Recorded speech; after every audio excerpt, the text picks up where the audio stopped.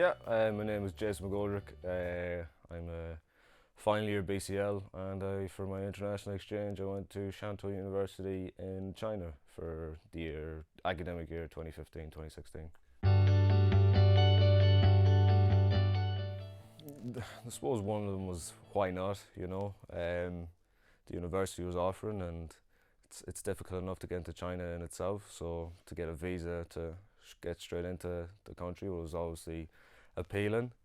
Um, there's also the fact that not to, law school is nothing to NUI law school is great and whatnot, but it's tough going. So to get a year away and a year break and a year traveling and you know um, seeing different parts of the world, getting a different perspective for yourself, obviously that was appealing as well.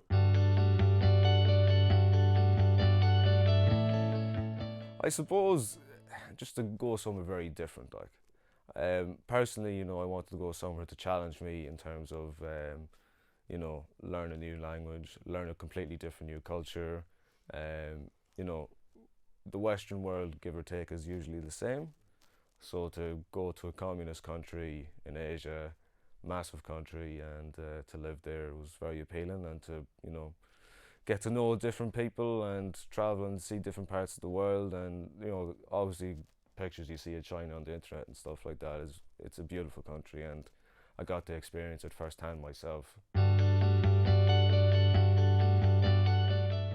Well, I studied with two schools. I studied with the language school, so that was where I was able to speak and express Mandarin.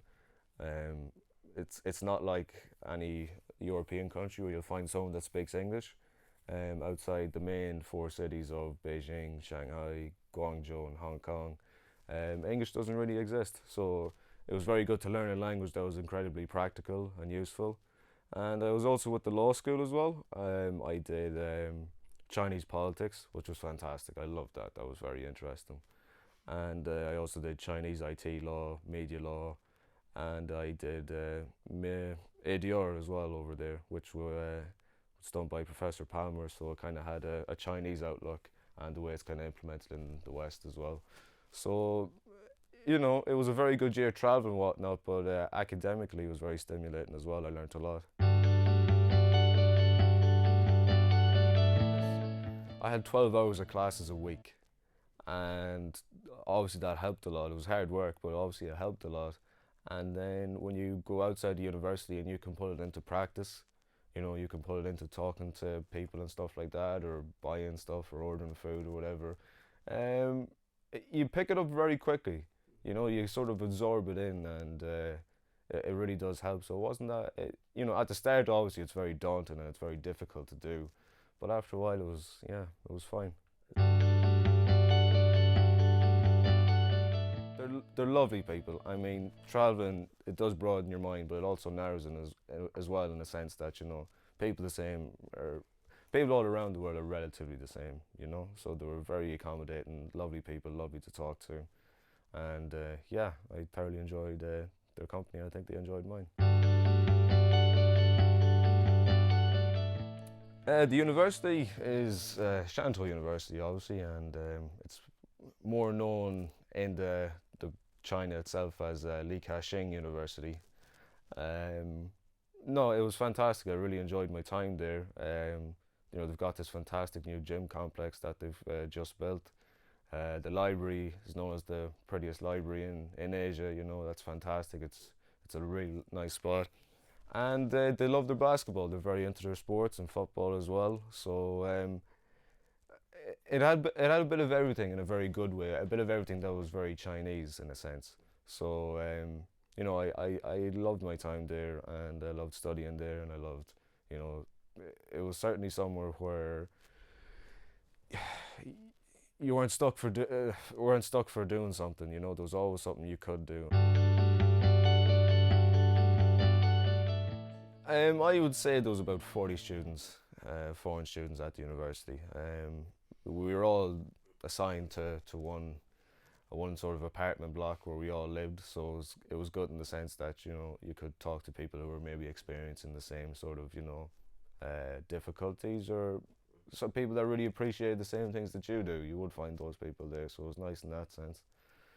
And yeah, we all kind of had the same background, sort of, you know. Um, some of us were in the law school, some of them were in the business school. Some people came purely to enhance their Mandarin. So there was bits of everyone, and it was a good community to have there. Yeah.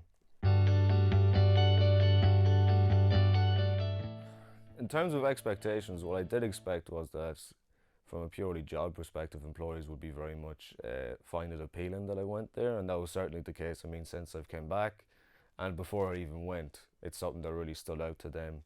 In terms of the living there in the country itself, um, what would you say? You know, it's a beautiful place, and I'm very happy to go there. It is somewhat as mad as we might seem, you know, in terms of food tastes and the culture and the smog and all that kind of stuff, you know. But you just realize that it's still, you know, it's still a city. It's still, you know, inhabited by people, and in that sense, you know, it's not that different. Like, obviously, you have some fears. Most of them are rational when you do go over there, but a lot of them didn't materialize. So it was, you know, I you become accustomed to it, and yeah, I had a fantastic time over there. I was in the province of Guangdong, so I obviously travelled a lot around there. I was in the city itself, Guangzhou, and I was up the northeast of China as well, so Beijing and Shanghai, and there's fantastic, beautiful mountains, in fact, in Huangshan.